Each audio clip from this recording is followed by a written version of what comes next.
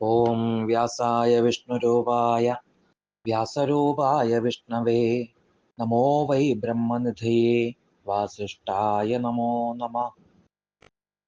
എല്ലാ സജ്ജനങ്ങൾക്കും വിനീതമായ നമസ്കാരം. എഴുത്തച്ഛൻ്റെ മഹാഭാരതം കിളിപ്പാട്ടാണ് നമ്മൾ കേട്ടുകൊണ്ടിരിക്കുന്നത്. അതില് വാസൂക്യാദി മന്ത്രണം എന്നുള്ള ഭാഗം, അല്ലെങ്കിൽ മാതാവിന്റെ ശാപത്തിൽ നിന്ന് രക്ഷ നേടുവാനായിക്കൊണ്ട്, ആ ശാപഭയത്തെ തീർക്കുവാനായിക്കൊണ്ട് ഭോഗികൾ നടത്തുന്ന ആ അഭിപ്രായങ്ങൾ, അതിനെ പറ്റിയിട്ടാണ് ഈ ഭാഗത്ത് നമ്മൾ കേൾക്കുക.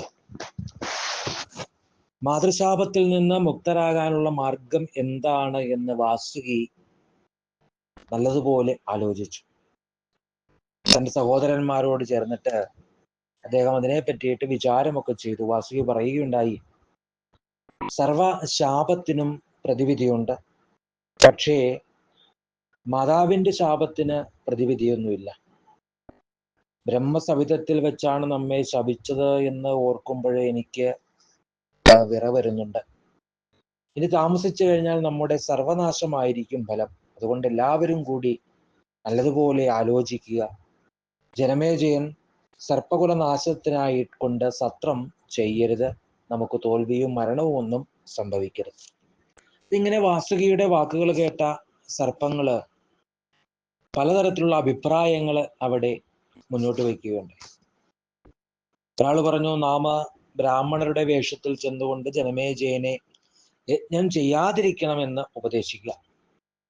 അപ്പൊ മറ്റൊരാള് അവിടെ പറഞ്ഞു, നമ്മള് ആ രാജാവിന്റെ മന്ത്രികളാകുക, രാജാവ് കാര്യങ്ങൾ ചോദിക്കുമ്പോൾ സർപ്പനാശം ഒഴിവാക്കാനുള്ള ഉപദേശം നമുക്ക് കൊടുക്കാം, അല്ലെങ്കിൽ മറ്റൊരു തന്ത്രം പ്രയോഗിക്കാം, രാജാവിന്റെ ഹിതം ചെയ്യുന്ന ബ്രാഹ്മണനെ ഒരു സർപ്പം ചെന്ന് അങ്ങ് കടിച്ചു കൊല്ലാം.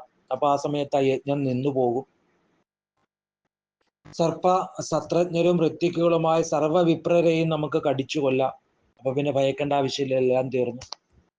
ഇങ്ങനെയുള്ള വാദഗതികളെ കുറച്ച് ധർമ്മിഷ്ഠരായിരിക്കുന്ന നാഗങ്ങൾ എതിർത്തുന്ന, ഇത് തെറ്റായ മാർഗമാണ്. അവർ പറഞ്ഞു, ബ്രഹ്മഹത്യ എന്നുള്ളത് മഹാപാപമാണ്, ആപത്തില് ധർമ്മമാർഗത്തിലൂടെ ചരിക്കുകയാണ് വേണ്ടത്. അപ്പൊ ചില നാഗങ്ങൾ വേറൊരു നിർദ്ദേശം മുന്നോട്ട് വെച്ചു, ഇടിയും മിന്നലും ഒക്കെ ആയിട്ട് നാം അഗ്നിയെ കെടുത്താം, രാത്രിയിൽ ചെന്ന് സൃക്ക് സുവാദികള് മറ്റുള്ളവരറിയാതെ അതൊക്കെ മോഷ്ടിച്ചുകൊണ്ട് പോകാം. അപ്പോൾ യജ്ഞം മുടങ്ങും. അതുമല്ല എങ്കിൽ 10ഉം 100ഉം 1000ഉം ഒക്കെ ആയിട്ട് നമ്മൾ യജ്ഞശാലയിൽ കടന്ന് സർവരെയും അങ്ങ് കടിച്ച് കൊല്ലാം. അല്ലെങ്കിൽ ഒരു മാർഗം, ഭക്ഷണങ്ങളില് വിഷം കലർത്തുക, ഭോജ്യങ്ങളില് സർപ്പമൂത്രമലാദികൾ ചേർത്തുകൊണ്ട് അശുദ്ധമാക്കി തീർക്കാം. അപ്പൊ മറ്റൊരു കൂട്ടർ പറഞ്ഞു, നാം ഋത്വിക്കുകളുടെ വേഷത്തിൽ യജ്ഞശാലയിൽ ചെന്ന് ദക്ഷിണ തരൂ ദക്ഷിണ തരൂ എന്നൊക്കെ പറഞ്ഞ് ബഹളമൊക്കെ കൂട്ടി ആ സത്രത്തിന് തടസ്സം ഉണ്ടാക്കാം. അപ്പൊ വേറൊരു കൂട്ടർ പറയുകയാണ്, നമുക്ക് ജലക്രീഡാവേളയില് ഈ ജനമേജയൻ എന്ന് പറയുന്ന രാജാവിനെ നമ്മുടെ ഗൃഹത്തിലേക്ക് കൊണ്ടുപോരാം. അദ്ദേഹം കുളിക്കാനൊക്കെ ആയിട്ട് ജലക്രീഡയ്ക്കൊക്കെ ആയിട്ട് ഇറങ്ങുന്ന സമയത്ത് ആ നദിയിലോ എവിടെയാണോ അദ്ദേഹം വരുന്നത് അവിടെ നിന്ന് അദ്ദേഹത്തെ ബന്ദിയാക്കിക്കൊണ്ട് നമുക്ക് പോരാം. അപ്പൊ ഇങ്ങനെ കൊണ്ടുപോരാ, അവനെ വേണമെങ്കിൽ കടിച്ചു കൊല്ലാം, പലതരത്തിലുള്ള അഭിപ്രായങ്ങള് അവിടെ ഉടലെടുക്കുക ഉണ്ടായി എന്ന്. അപ്പൊ ഇതൊക്കെ കേട്ടുകൊണ്ട് ഇരിക്കുകയായിരുന്ന യലാപുത്രൻ എന്ന് പറയുന്ന ആ ഒരു നാഗം പറയുകയുണ്ടായി. അദ്ദേഹം പറഞ്ഞു, ഈ ജനമേജയൻ തീരുമാനിച്ച സത്രം നടക്കുക തന്നെ ചെയ്യും. ഈ ആപത്ത് വരുമ്പോൾ നമ്മള് ഈശ്വരനെയാണ് ശരണം പ്രാപിക്കാൻ. ഈശ്വരനെ ശരണം പ്രാപിച്ചാൽ മാത്രമേ നമുക്ക് രക്ഷയുള്ളൂ. ഞാന് കേൾക്കുകയുണ്ടായിട്ടുണ്ട്, ബ്രഹ്മാവിനെ സമീപിച്ചുകൊണ്ട് ദേവന്മാര് ഈ കദ്രുവിന്റെ ശാപതീഷ്ണതയെ കുറിച്ച് പറയുകയുണ്ടായി. ഇഷ്ടപുത്രരെ ലഭിച്ച ആ കദ്രു ക്രൂരമായി കൊണ്ടിങ്ങനെ ഒരു ശാപം നൽകി തൻ്റെ സന്താനങ്ങൾക്കായിട്ട്. അപ്പൊ അത്രയും ക്രൂരയാണ് കദ്രു, മറ്റാരും ഇങ്ങനെ ചെയ്യില്ലല്ലോ എന്ന് ബ്രഹ്മദേവനോട് ഇവര് ഉണർത്തിച്ചു കഴിഞ്ഞപ്പോൾ ബ്രഹ്മദേവൻ ആ കദ്രുവിനെ തടയാതിരുന്നത് കഷ്ടമായി പോയി എന്നും പറയുന്നത് കേട്ട് ബ്രഹ്മദേവൻ അവരോട് പറയുകയുണ്ടായി, വിഷക്രൗര്യമുള്ള ദുഷ്ടരായിരിക്കുന്ന സർപ്പങ്ങൾ ഒരിക്കലും ലോകക്ഷേമത്തിന് അനുകൂലമല്ല, ഗുണകരമല്ല. അതുകൊണ്ട് തന്നെ പ്രജാക്ഷേമത്തിന് അനുകൂലമായ ശാപമായതുകൊണ്ടാണ് ഞാൻ അതിനെ തടയാതെ ഇരുന്നത്. ധർമ്മമാർഗത്തിൽ ചരിക്കുന്ന ഉരകങ്ങളൊന്നും അവിടെ നശിക്കുകയില്ല. ഘോരഭയത്തിൽ നിന്ന് നാഗത്തന്മാരെ രക്ഷിക്കാനുള്ള ആ മാർഗം എന്താണെന്ന് നിങ്ങൾ കേട്ടോളുക. യായവംശത്തില് ജരാൽക്കാരു എന്ന യോഗിയും ജിതേന്ദ്രനുമായിരിക്കുന്ന ഒരു മഹർഷി പിറക്കും. ആ ജരാൽക്കാരു പുത്രനായിട്ട് ജനിക്കുന്ന ആസ്തികൻ ജനമേജയന്റെ സർപ്പസത്രത്തെ തടയും.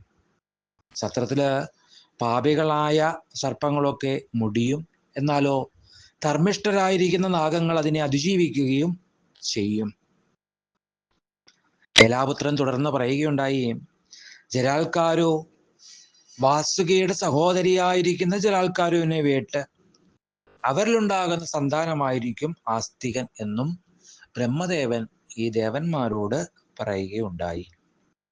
അപ്പോൾ ശാപ ഭയത്തിൽ നിന്ന് രക്ഷ നേടാനുള്ള മാർഗം വാസുകിയുടെ ഏലാപുത്രൻ പറയുകയാണ്, അങ്ങയുടെ സഹോദരിയെ ജരാൽക്കാരു എന്ന് പറയുന്ന മഹർഷിക്ക് വിവാഹം കഴിച്ചു നൽകുകയാണ് വേണ്ടത്. അതാണ് ഉപായം എന്നുള്ളത്. അപ്പൊ ഇങ്ങനെ ഏലാപുത്രന്റെ വാക്കുകള് കേട്ട് കഴിഞ്ഞപ്പോൾ നാഗങ്ങൾക്കൊക്കെ അത് സമാധാനത്തെ പ്രദാനം ചെയ്തു എന്ന. വാസുകി പണ്ട് സമുദ്രമഥന സമയത്ത് കയറായിട്ട് മാറി ദേവന്മാരെയൊക്കെ സേവിക്കുകയുണ്ടായല്ലോ. അതുകൊണ്ട് തന്നെ തങ്ങൾക്ക് സഹായം ചെയ്ത ആ വാസുകിക്ക് ഒരു പ്രത്യുപകാരം എന്നുള്ള രീതിയിൽ ദേവന്മാരും ഈ ബ്രഹ്മദേവന്റെ വാക്കുകളെ ഇദ്ദേഹത്തോട് പറയുകയുണ്ടായി എന്ന്. ആ സമയത്ത് കഥ കേട്ടുകൊണ്ടിരിക്കുന്ന ശൗനകൻ സൂതനോട് ചോദിച്ചു, ഈ ജരാൽക്കാരു എന്ന് പറയുന്ന നാമത്തിന്റെ അർത്ഥം എന്താണ് എന്നുകൂടി അങ്ങ് പറഞ്ഞു തരണം.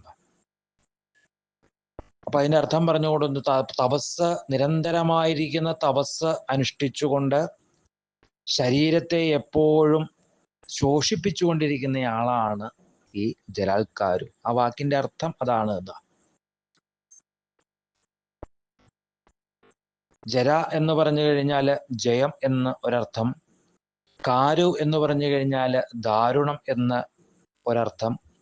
അപ്പൊ ശരീരം കാരുവായിട്ട് തീരുകയും, അതായത് ദാരുണമായിട്ട് തീരുകയും, തപസ്സുകൊണ്ട് ജരിപ്പിക്കുകയും ചെയ്യുന്നു, ജയിക്കുകയും ചെയ്യുന്നു. അപ്പൊ അതാണ് ഇദ്ദേഹത്തിന്റെ പ്രത്യേകത. തപസ് ചെയ്ത് വരട്ടിക്കൊണ്ടേയിരിക്കുക എന്ന് പറയും. തപസ് ചെയ്ത് എപ്പോഴും തൻ്റെ ശരീരത്തെ ഇങ്ങനെ മെലിപ്പിച്ചുകൊണ്ടിരിക്കുക, ഒരു തരത്തിലും ശരീരത്തെ പോഷിപ്പിക്കാതെ എന്നാലോ നിരന്തരമായിരിക്കുന്ന സാധന, തപസ് അനുഷ്ഠിച്ചുകൊണ്ടിരിക്കുക. അപ്പോൾ തപസ്സില് അഗ്രഗണ്യനാണ് ഇദ്ദേഹം, ജരാൽക്കാരു എന്ന് പറയുന്ന മഹർഷി എന്ന് ചുരുക്കം. അപ്പോൾ അങ്ങനെ ഈ വിവിധ ഫണികളുടെ അഭിപ്രായ ഭേദങ്ങളെയാണ് ഈ ഭാഗത്ത് നമ്മൾ കേട്ടത്. ഇനി അടുത്ത ദിവസത്തില് പരീക്ഷത്തിന്റെ ആ ശാപ വൃത്താന്താദി കാര്യങ്ങളെ നമുക്ക് കേൾക്കാം. എല്ലാവർക്കും ഭഗവാന്റെ അനുഗ്രഹം ഉണ്ടാകട്ടെ എന്ന് പ്രാർത്ഥിക്കുന്നു. സർവം ശ്രീകൃഷ്ണപാദാരവിന്ദാർപ്പണമസ്തു.